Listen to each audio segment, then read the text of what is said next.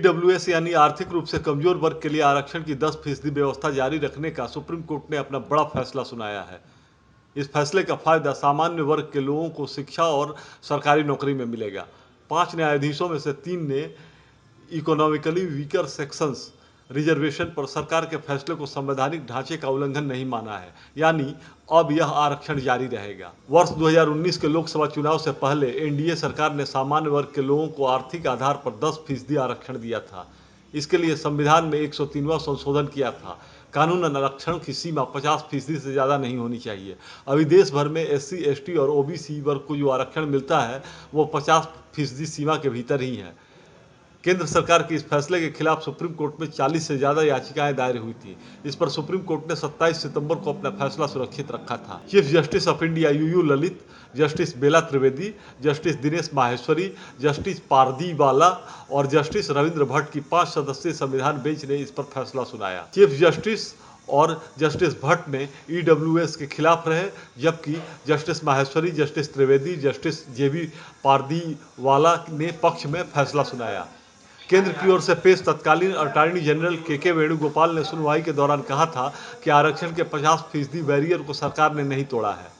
उन्होंने कहा कि वर्ष 1992 में सुप्रीम कोर्ट ने ही फैसला दिया था कि 50% से ज़्यादा आरक्षण नहीं दिया जाना चाहिए, ताकि बाकी 50% जगह सामान्य वर्ग के लोगों के लिए बची रहे। यह आरक्षण 50% में आने वाले सामान्य वर्ग के लोगों के लिए ही है। यह बाकी 50% वाले ब्लॉक को डिस्टर्ब नहीं करता। इस मामले को लेकर बिहार में राजनीति गर्मा गई है। भाजपा सांसद सुशील कुमार मोदी ने कहा कि सवर्ण आरक्षण के राजा ने इसका विरोध किया था और अब सुप्रीम कोर्ट के फैसले के बाद राजद नेताओं की बोलती बंद हो जाएगी।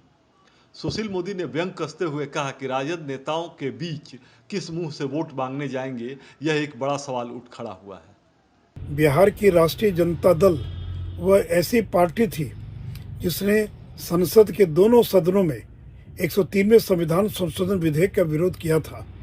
राष्ट्रीय जनता दल अब किस मुंह से बिहार के अंदर ऊंची जाति के गरीब लोगों से वोट मांगने जाएगी, जिसने कि संसद में इसका विरोध किया था। और आरजेडी के साथ साथ इंडियन यूनियन मुस्लिम लीग और DMK, ये 3 ऐसी पार्टियां थी जिन्होंने राज्यसभा और लोकसभा इन दोनों सदनों में ऊंची जाति के गरीब लोगों के आरक्षण के विरोध किया था। और आम आदमी पार्टी ने इस निर्णय के विरोध में सदन का बहिष्कार कर दिया था। अब आरजेडी और आम आदमी पार्टी को, देश की जनता को, ऊंची जाति के गरीबों को इसका जवाब देना पड़ेगा। माननीय सर्वोच्च न्यायालय का जो फैसला आर्थिक रूप से कमज़ोर लोगों के लिए 10% आरक्षण की बात को लेकर के आया है, इस पर कोई राजनीतिक टिप्पणी नहीं की जा सकती है। माननीय सर्वोच्च न्यायालय का फैसला है, लेकिन हमारे डिप्टी CM श्री तेजस्वी यादव जी तो लगातार A to Z की बात करते हैं। सभी लोगों का साथ, सभी जात, सभी धर्म के लोगों का साथ लेकर चलने की बात हो रही है। मुद्दे की बात, काम की बात हो रही है। जो लोग धर्म के नाम पर, जात के नाम पर राजनीति करके समाज में विद्वेष फैला रहे हैं, वो इस तरह का बयान बहादुर बन के आज बयान दे रहे हैं।